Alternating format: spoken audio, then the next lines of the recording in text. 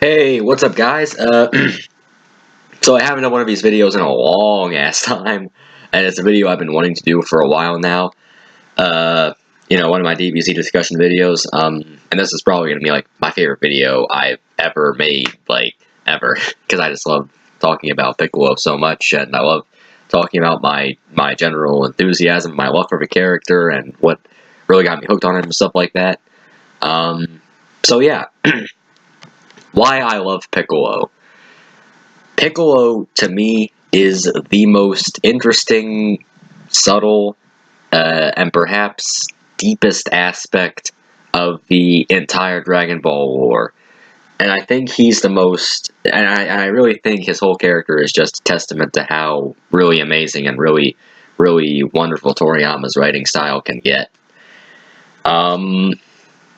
He has the most subtlety attached to his character, as I've said, subtlety, and one of the things that I think people miss out on is his general, is that his whole journey from good to evil is arguably the most impactful out of all the characters. I would argue even greater than Vegeta. Okay, so I'll just go over a quick history of his whole character arc and stuff like that. Piccolo started out as the reincarnation / son of Demon King Piccolo. And he was an incarnation of hatred and evil and spite that his father wanted to use for his for revenge against Goku. Somebody would eventually kill Goku and avenge his dead father, right? So he does. So he grows up in a relatively short amount of time, and faces Goku in the 23rd World Martial Arts Tournament.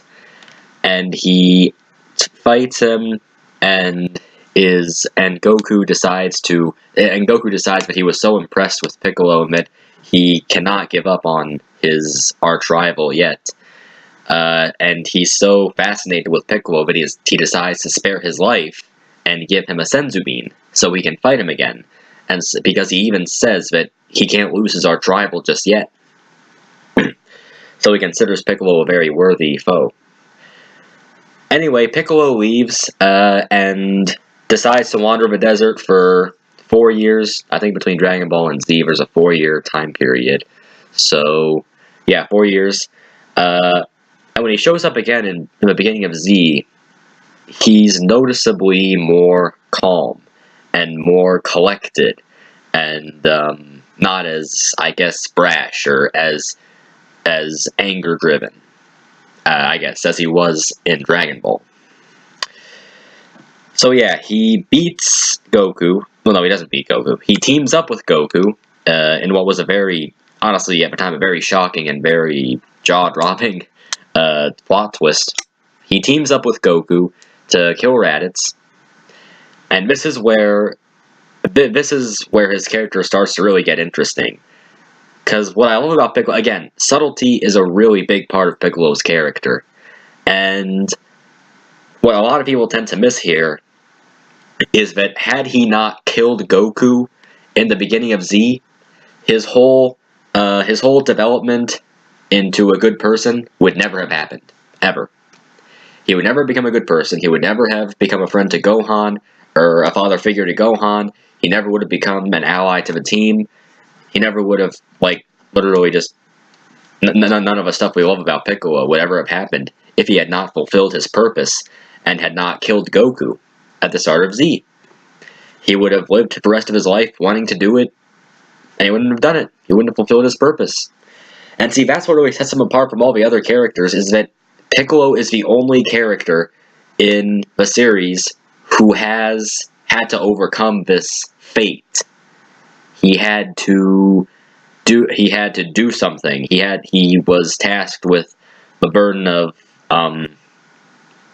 basically, I guess, the sins of his father, for lack of a better term. And he was charged with the task of avenging him, and that was his whole fate. His whole destiny was to kill Goku and to get revenge, and he did. And it's interesting because, like, the bad guy actually won before he became a good guy. So this is where, and so again, like, a lot of people tend to miss this because, again, it's really, like, you gotta read between the lines here. So yeah, that's really interesting. That's really an interesting thing to take note of. And then you have his whole relationship with Gohan. They train for the Saiyans.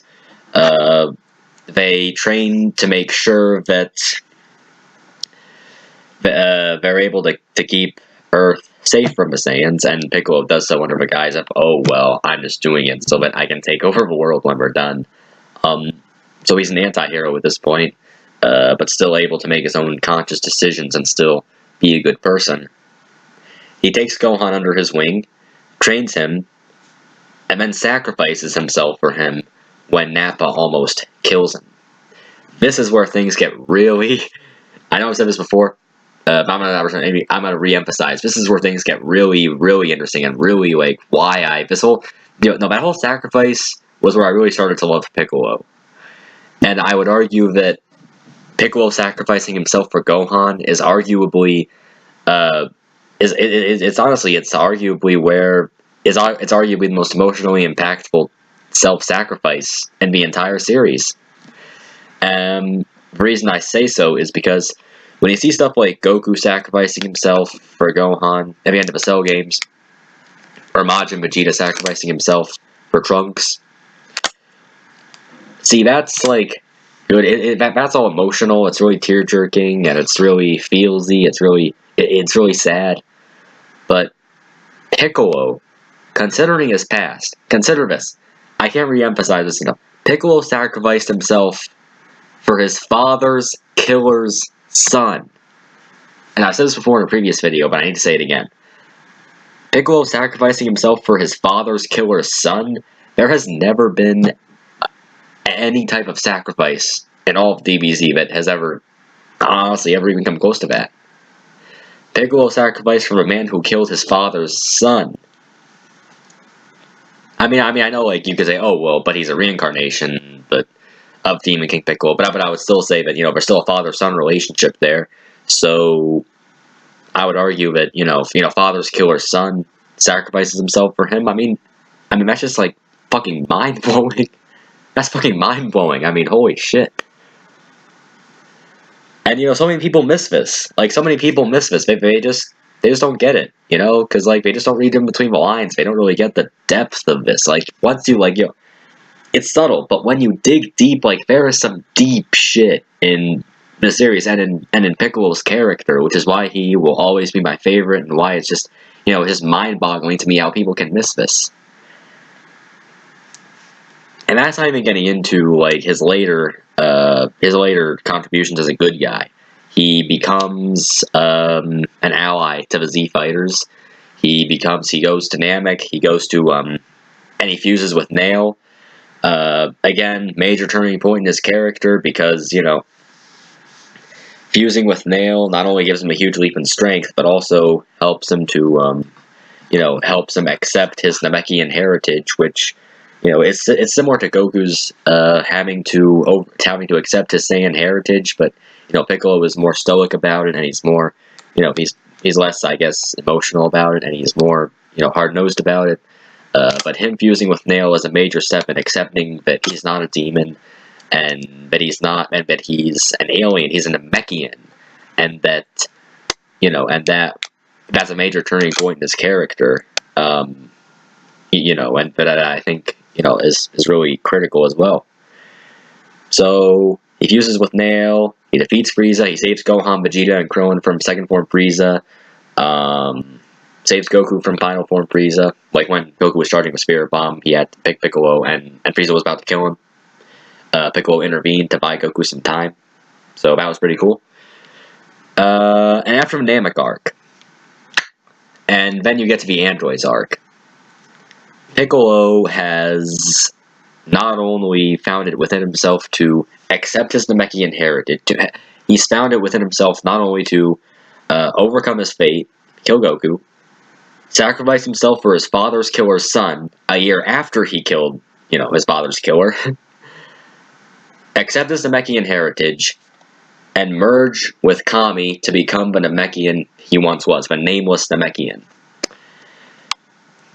See, this is, again, really, really cool, really deep stuff here, because, like, Piccolo and Kami were, like, two sides of the same coin, right? And their colors. If you notice, like, during the episode when they transformed, there was a pan of their, like, there was a shot of their, of the clothes they were wearing, and how the colors sort of matched the opposite identity of the characters, like, you know, Piccolo was wearing purple with a white cape, Kami was wearing white with a purple cape, kind of to reflect like the yin-yang relationship between them. How when Kami, to become perfect, he expelled Piccolo from him, and then now here they are, able to merge again to become the Namekian they once were. I mean, it's like it's really it's like you know, it's like it's a bit complex, I guess. It's kind of complicated, like trying to wrap my head around it. Like, you know, how can Piccolo, being the son of Demon King Piccolo, is he still? I don't know. Like you know, it's a whole father son / reincarnation thing, and the fact that Piccolo isn't really evil now does tend to, you know, make it a little complicated. But like, you know, the fact that Piccolo has come so far as to be able to do that. And the fact that he's even reluctant about it. Like before, you know, when they found out that Vegeta got his ass beat by 18, Piccolo was like, hey, you know, now's the time to just, you know, forsake all my pride. I'm gonna merge with Kami. I'm gonna take action. And yeah, he did. And that was just really cool. So yeah, then you have a Buu saga. Before that though, Piccolo beats Imperfect Cell, gets some information from him, fights 17, that was really cool, that was really badass. Trains him a hyperbolic time chamber again, beats Cell Jr. And yeah, during the Buu saga, now, the Buu saga is where a lot of people say that Piccolo started to lose all his relevance and started to become like a useless character. You could make a case that he did actually have a bigger role in that arc than people give him credit for. I mean, like, aside from, like, slicing Babidi in half and training Goten and Trunks, Piccolo was able to distract Super Buu, for instance, when Buu was about to kill the entire planet.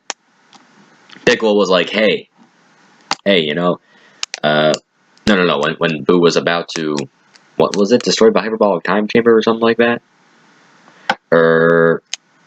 He said, he was like, hey, you know, he allowed time for Super Buu to Goten and Trunks to train.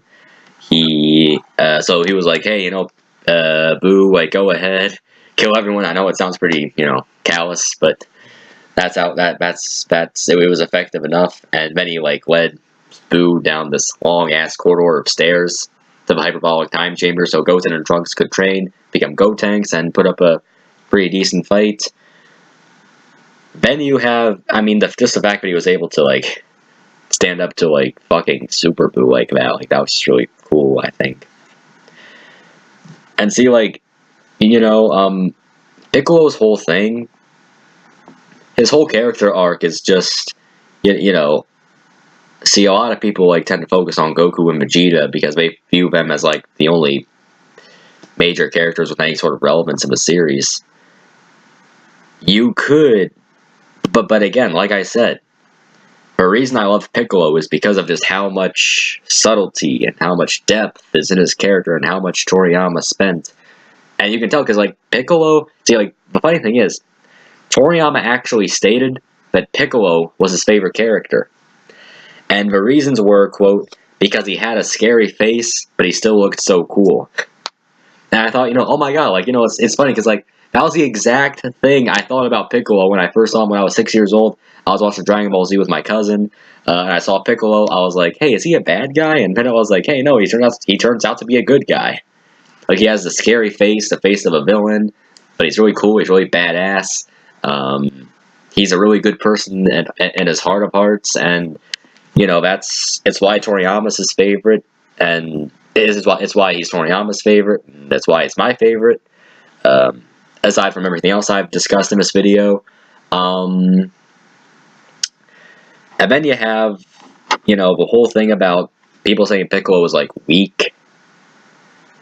It's just not true, okay? And there was a video by Seth the Programmer, for those who watch his stuff. I don't really watch his stuff, but he did make a good video about that. He made a video on why Piccolo is not as weak as people make him out to be. And I'm not going to, like, list any of the reasons here, but you can just check it out. I'll link it in the description box below. Check it out. You'll see why he's not as weak as people make him out to be. And why he definitely deserves more respect than he gets, okay? So yeah, you know, this is just my video. These are just my thoughts. I think Piccolo is really cool. I love him. This is why I love him. I hope you all enjoyed watching this video. I hope you understand why I love Piccolo. Thank you very much. Bye.